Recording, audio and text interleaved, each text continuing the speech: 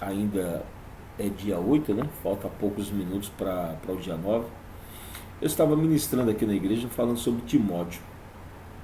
Eu coloquei como título aqui, você já deve estar vendo, vivendo uma vida de motivação. E sabe o que acontece nos dias de hoje? Nós estamos vivendo uma fase tão estranha, onde as pessoas elas têm tentado cercear, né, de todas as formas, a nossa confiança, nosso ânimo, entusiasmo. É, Na verdade, estamos vivendo uma realidade onde o certo é errado e o errado é certo. Nós precisamos entender que o mundo que nós vivemos vive debaixo de uma ótica prejudicial à fé. Paulo, já nessa visão, né, nesse entendimento, ele prepara Timóteo e ele começa a orientar Timóteo, trazendo aí para ele um incentivo, né, procurando alertar e incentivá-lo. E eu queria compartilhar essa ideia com você. Você pode abrir a sua Bíblia em 2 Timóteo, segunda epístola de Paulo a Timóteo, capítulo 2. Enquanto isso, eu queria que você compartilhasse. Vai ser um vídeo curto, não vou demorar muito, tá? E você pode convidar pessoas para estarem junto conosco vendo essa mensagem. E sabe o que acontece? Muita gente hoje está talvez perdendo o foco, né, da sua vida, e sem direção, sem saber o que fazer. Timóteo era um jovem pastor e inexperiente, né, não tinha muita bagagem. A única coisa que ele carregava com si era o ensinamento, né, que ele carregava de Paulo. Ele havia aprendido também da sua mãe e da sua avó, que eram servas de Deus. Eu não vou entrar nesse mérito, não vou destacar a família de Timóteo, né, a sua avó e a sua mãe. Eu vou tratar apenas do texto do capítulo 2. E olha o que nós observamos. Você pode abrir aí a sua Bíblia, onde diz assim: Tu, pois, meu filho, fortifica-te na graça que há em Cristo Jesus. E o que de mim entre muitas testemunhas ouvistes, confia-o a homens fiéis que sejam idôneos para também ensinarem outros. E sabe, isso me chama a atenção. Paulo continua a incentivar Timóteo, né, a perseverar, a propagar fielmente o Evangelho. E ele começa a falar sobre exemplos, né? Ele se refere a si mesmo, o sofrimento que ele havia ou que estava enfrentando. E interessante que o texto diz assim no versículo 3: Tu, pois, sofre as aflições como bom soldado de Jesus Cristo, porque ele declara assim: ninguém que milita se embaraça com negócios desta vida, a fim de agradar aquele que o alistou para a guerra. E de fato, nós vivemos em um campo de batalha, vivemos em meio a uma guerra injusta, posso assim dizer. E quando Paulo chama Timóteo para considerar e se fortalecer, né, interessante que ele usa o termo aqui no versículo 1, fortificando-se na graça que é em Cristo Jesus. Então, se a pessoa não estiver fortalecida, fortificada, não há como ela conseguir ter um avanço em meio a esse campo de batalha. Interessante que Paulo considera aqui provavelmente o abandono que teve de outros parceiros, né? Alguns desistiram. Agora ele diz para Timóteo: ela se fortifique. Então ele conclama, ele chama a Timóteo para que se fortaleça em Cristo Jesus. A ênfase está na força de Cristo, não na de Timóteo. Porque se você tentar ir com a força do seu braço, você não vai conseguir ir muito longe, não. Queridos, nós estamos vivendo dia após dia uma era de muita, mas de muita coisa que tende a ofuscar a nossa fé e a nossa confiança. Nós temos visto aí um evangelho mesclado com sensacionalismo barato, Nós temos visto um evangelho onde as pessoas têm barganhado junto a Deus para conquistarem, e não é assim que a palavra nos ensina. Aquele evangelho onde trata que o reino de Deus deve ser prioridade tem se colocado em segundo plano, porque isso não traz pessoas, isso não agrega pessoas. Nós temos vivido aí uma era em que as pessoas elas têm sido levadas a um consumismo, e isso tem entrado dentro da igreja, a pessoa ter, a pessoa conquistar, a pessoa obter, e isso aí tem levado um evangelho que distancia o homem de Deus. A glória não é o centro do evangelho, não é Cristo. Nós temos visto aí que as pessoas têm colocado o homem como centro. A necessidade de pregadores do coach, pregadores da teologia da prosperidade tem se destacado, onde você é importante, você é especial demais, onde você é igual a Deus, você é igual a Jesus. Até Jesus pecaria se estivesse no Jardim do Éden, e por aí vai. São hoje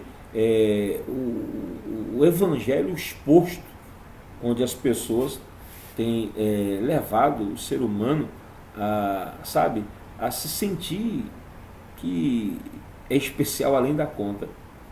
Querido, não estou falando aqui que você não é importante, eu não estou falando aqui que você não tenha valor, só estou dizendo que a demasia das palavras de alguns tem levado o homem a um engano e a um equívoco muito grande. Não funciona dessa forma. Entenda, nada somos.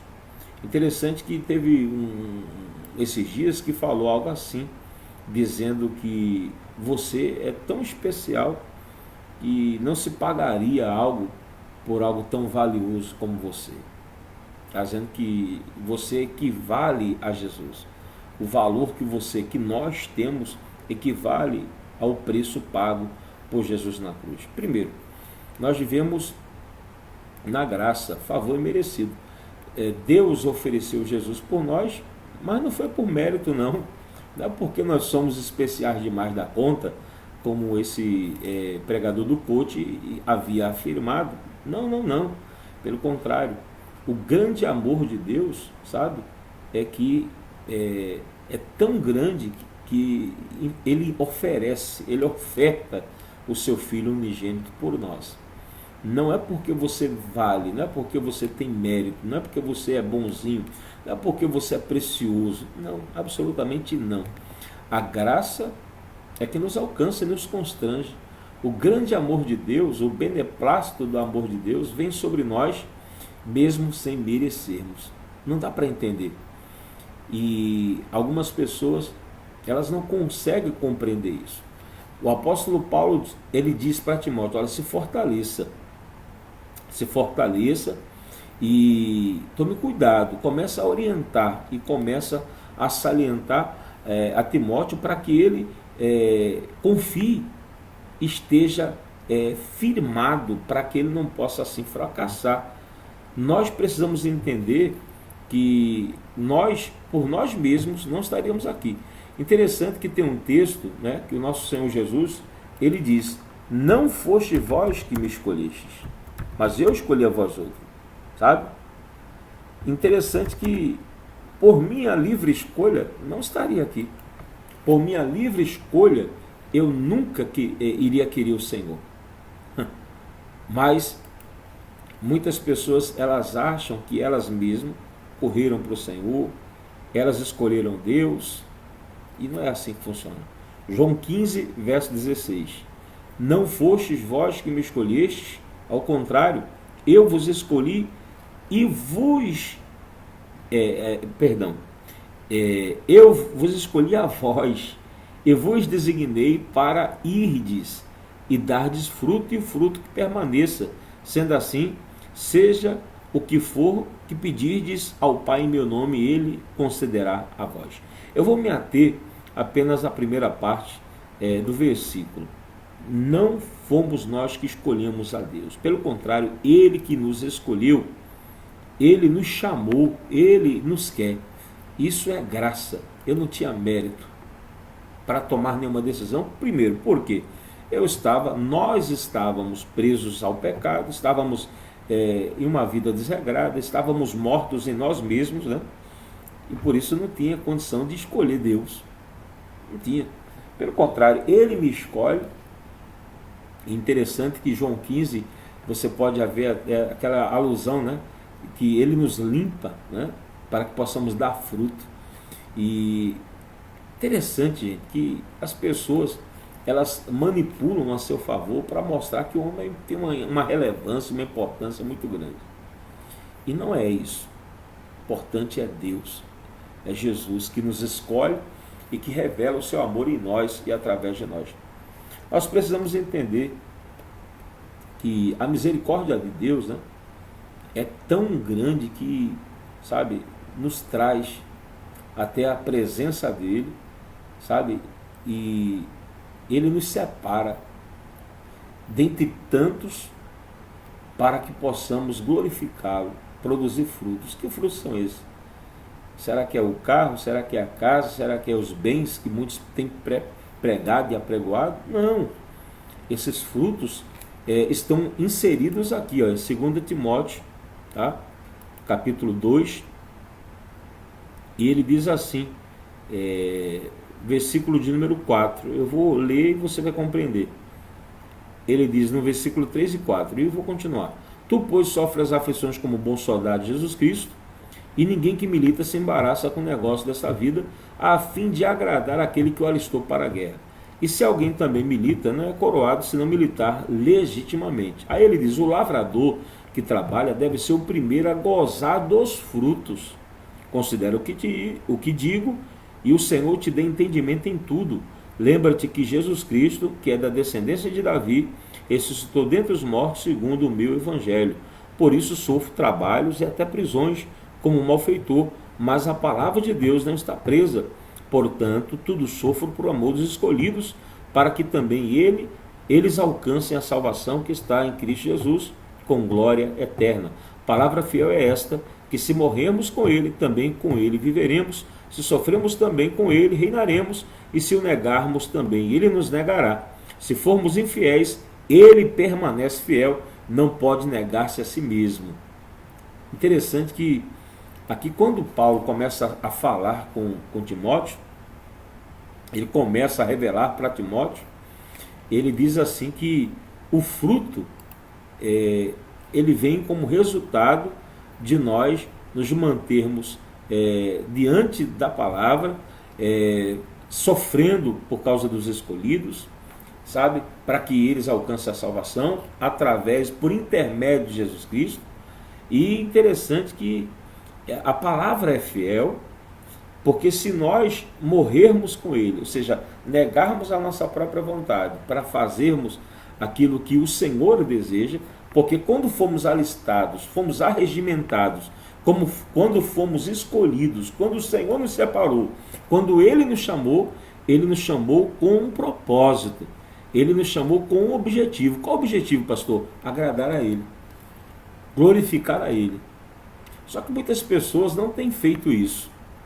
Eu fico observando um evangelho que tem colocado como centro o homem.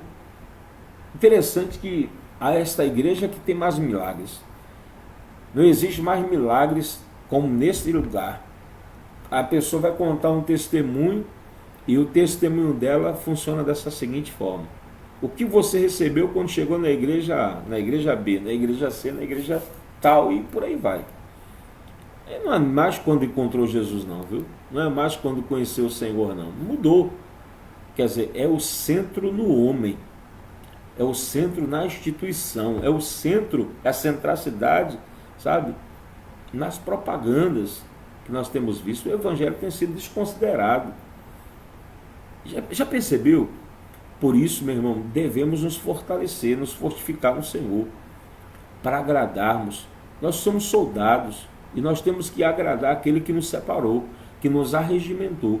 Ele te chamou para glorificá-lo. Ele te chamou para ser testemunha. Ele te chamou para glorificar o nome dele, para fazer a vontade dele. É necessário que você entenda isso. E, obviamente, quando fazemos isso, os frutos virão. Quais são os frutos? É o carro, a casa que eu acabei de citar agora? Não. Pelo contrário, são vidas se rendendo a Cristo, sendo alcançadas. Aqueles que foram separados e chamados, eles ouvem esta palavra que Paulo diz aqui, que não está presa. É verdade. Ele diz no versículo 9: por isso sofro trabalhos e até prisões como malfeitor, mas a palavra de Deus não está presa. Ela continua tendo um efeito. Mesmo que alguns abandonaram a essência do Evangelho, muitos desistiram de seguir o Evangelho transformador, o Evangelho da cruz de Cristo. É esse Evangelho onde se aponta os céus e o reino de Deus e coloca em segundo plano as nossas necessidades. Eu acredito que o Senhor, Ele salva, Ele cura, Ele liberta e prospera. Eu acredito nisso piamente. No entanto, eu acredito que se eu faço a minha parte servindo a Deus, servindo ao Senhor, todas as coisas são acrescentadas. Tudo. Interessante que nós não podemos inverter a ordem. Nós não podemos inverter as coisas. Eu devo primeiro fazer a vontade do Senhor e com certeza, automaticamente, Ele satisfará, Ele abençoará, Ele nos dará aquilo que tanto almejamos e necessitamos. Porque eu acho que Mateus 6, né, fala sobre, Mateus 6, 25, fala sobre a ansiosa solicitude pela vida, que não devemos andar ansiosos por coisa alguma, porque o vosso Pai conhece as vossas necessidades. Aí ele diz, olha as aves, olha os lírios do campo. Ele começa a falar sobre esses dois personagens distintos, né? As aves não juntam em celeiro, elas não semeiam, não plantam, no entanto o Pai Celestial as sustenta. Aí ele diz, não vale vós mais do que os pássaros? Querido, devemos entender que se o Senhor, Ele usa essa ilustração, dizendo que Ele cuida dos pássaros, quanto mais nós, né, que somos a obra prima da sua criação. Deus, Ele se importa conosco, Ele tem cuidado conosco, a graça dEle é favorável a todos aqueles que o reconhecem.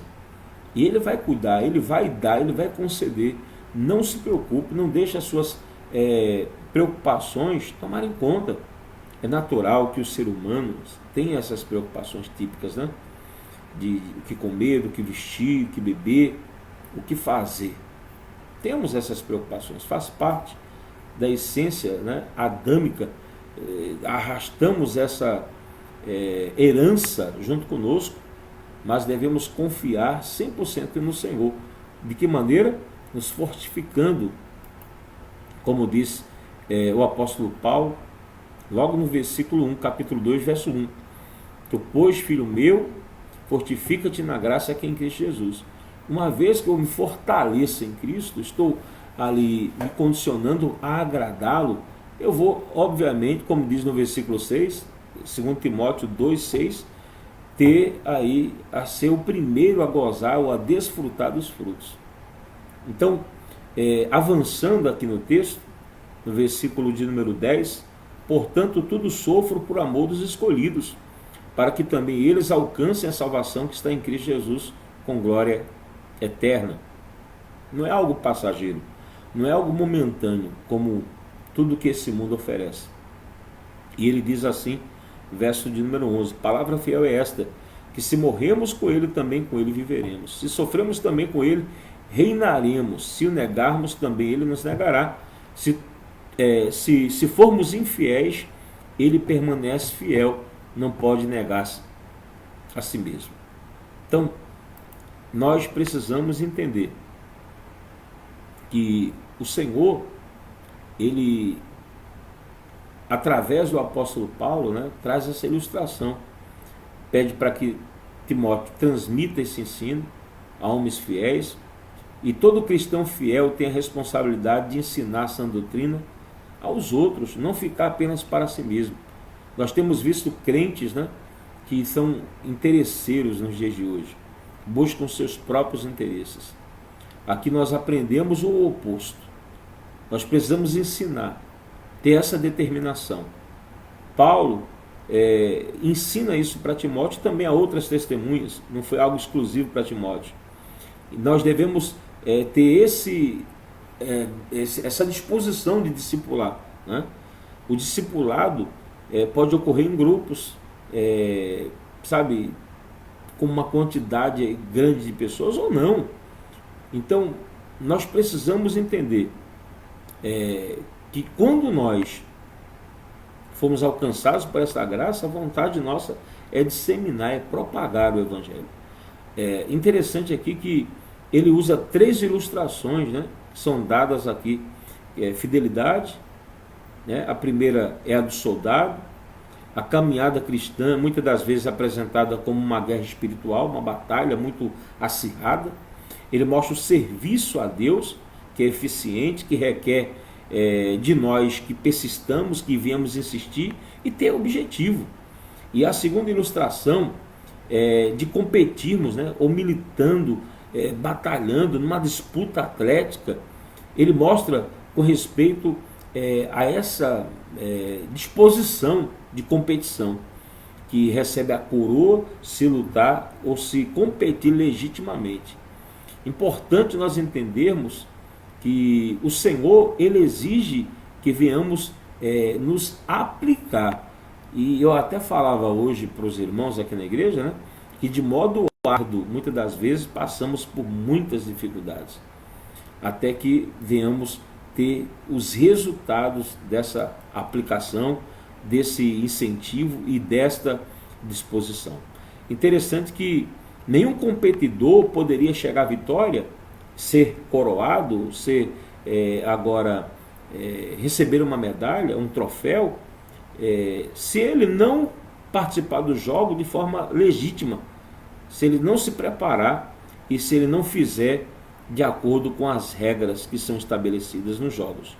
Interessante que muitas pessoas querem receber a bênção do Senhor, mas não estão dispostas a negar a sua própria vontade. Ninguém que quiser vir após mim deve vir de qualquer maneira, deve negar a si mesmo, né? Mas eu tenho visto um evangelho totalmente contrário, um evangelho onde as pessoas não têm compromisso com Deus, nem com as coisas do reino. Então nós precisamos mudar a nossa mentalidade em relação às coisas do Senhor e começarmos a entender que evangelho nós temos vivido. Que tipo de evangelho nós estamos praticando? Será que eu estou realmente trabalhando no reino de Deus? É necessário nós observarmos isso. E a terceira ilustração, ele usa o lavrador, sabe? Interessante que o lavrador trabalha arduamente, é um trabalho pesado, mas é consciente e necessário.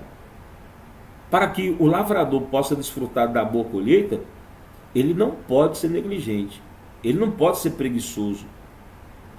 E quando ele começa a falar do lavrador, ele traça então um caráter ou um perfil de um crente ou de um cristão fiel. Paulo, ele diz no versículo 7 para considerar o que ele diga, o que ele diz na verdade. Significa observar o ensino recebido e refletir nele. Nós temos que refletir no ensino que nós temos recebido. O ensino que você tem observado na sua igreja, que você tem visto na internet, um monte de pregador, esse que eu te digo, esse que eu te faço, e dá like, dá curtida, dá compartilhamento, porque as pessoas querem ouvir coisas que massageiam o seu ego, mas elas não estão dispostas a se tornar soldados, batalhadores, trabalhadores esforçados, que plantam mesmo, que insistem no reino. Muita gente não quer ouvir esse tipo de evangelho, porque é um evangelho que faz confronto. Não é evangelho de facilidade, apenas de bandeja de ouro com a vitória na mão, com a chave da vitória. Não. Esse evangelho que tem sido levado para as pessoas de emoção não funciona com Deus. Nós precisamos obedecer, nós precisamos ser fiéis, nós precisamos ter compromisso, nós precisamos ter disciplina. E quando nós somos crentes disciplinados, sim, nós iremos alcançar lembrar da ressurreição de Cristo, como diz o verso 8, é a principal conclamação aqui. Timóteo, ele agora observa com muita veemência do apóstolo Paulo, para considerar isso. O nosso Jesus ressurreto, o Jesus da descendência de Davi, ele tem agora em questão a humanidade de Jesus e o fato de que nele cumpriu todas as promessas de Deus que haviam sido prescritas ou determinadas pelos autores, pelos profetas e por tantos outros que disseminaram no Antigo Testamento a vinda do Messias, a vinda do Cristo. Então, ele veio, cumpriu a palavra, a profecia, e ele ressuscitou, como a palavra mesmo nos afirma. Interessante que, independente das circunstâncias, né, que o nosso Senhor ele foi levado, nós podemos entender que ele veio e cumpriu tudo que estava estabelecido. E nós temos que também fazer a nossa parte. Nós precisamos entender que nós não viemos aleatoriamente para esse mundo. Nós temos uma missão, nós temos um propósito a cumprir. E nós devemos cumprir à risca, como cristãos, o nosso papel. Nós precisamos fazer a nossa parte. E fazendo a nossa parte, que é servir aquele que nos chamou, que nos arregimentou, colheremos os frutos, os resultados. Queridos, nós não podemos abrir mão do evangelho cristocêntrico, o evangelho que aponta para o alto. Não é o evangelho que fica apenas focando momentos aqui nesta terra. Eu sou a favor de viver uma vida que glorifique a Deus nas finanças, na saúde, na família. Mas isso vem como resposta e como consequência. Não é a minha meta principal.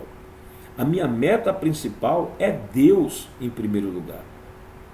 Queridos, não se deixe levar por palavras persuasivas, sabe? Por sermões que emocionam, que você vai ter, que você vai conquistar. Olha que Deus tem preparado para você isso ou aquilo outro. A maior promessa é uma vida eterna. A maior promessa que Ele tem reservada para nós é a salvação da nossa alma. Aí sim, todas as outras coisas serão acrescentadas. Eu quero encerrar, né? Eu iria fazer uma mensagem, uma reflexão mais curta, mas terminei me estendendo um pouquinho. Mas eu queria que você entendesse aqui, capítulo 2, 2 Timóteo, capítulo 2, o versículo de número 15, ele diz assim, 14, 15, traz essas coisas à memória, ordenando-lhes diante do Senhor que não tenham contendas de palavras que para nada aproveitam e são para a perversão dos ouvintes. Procura apresentar-te a Deus aprovado como obreiro que não tem de que se envergonhar, que maneja bem a palavra da verdade, mas evita os falatórios profanos, porque produzirão maior impiedade. Então, se apresentar como obreiro aprovado, se apresentar como um trabalhador aprovado, se apresentar como um servo aprovado, significa viver uma vida de obediência, cumprir aquilo que de fato foi exigido pelo próprio Senhor. E interessante que quando nós, como obreiros aprovados, permanecendo firmes na fé depois da aprovação, como meta agradar aquele que nos chamou, como meta expressar a fidelidade àquele que nos chama e andar de acordo com a natureza das Escrituras, né? Vivendo a palavra de Deus, vivendo ali em obediência ao nosso Senhor, fugindo do engano, fugindo da mentira, fugindo de qualquer coisa perniciosa que não tem proveito, pelo contrário, são falácias e pensamentos humanos. onde as pessoas falam tantas coisas que não trazem nenhum proveito para nós, nós devemos fugir dessas coisas. Devemos fugir de tudo isso e começarmos a mudar o nosso conceito. Nós começamos então a nos tornar prudentes. Começamos agora a questionar e começamos agora a procurar pessoas que também venham ter a mesma visão que nós. Uma visão de reino, uma visão em que leve as pessoas a um amadurecimento e a um crescimento. E assim possam também glorificar a Deus, assim também possam exaltar o nome daquele que é digno. Eu acredito firmemente que se você fizer dessa forma, sendo um soldado ou um lavrador ou um atleta que luta de acordo com as regras, que faz de acordo com o que é pedido pelo seu Senhor, meu irmão, sem sombra de dúvidas, tudo que você precisa, tudo que você necessita será acrescentado. Tá bom? Um forte abraço para você. Creia, coloque-se no Senhor, viva o Evangelho de verdade e creia que com certeza Ele fará além daquilo que você pede, além daquilo que você imagina. Deus abençoe, até a próxima oportunidade, foi muito bom estar com você.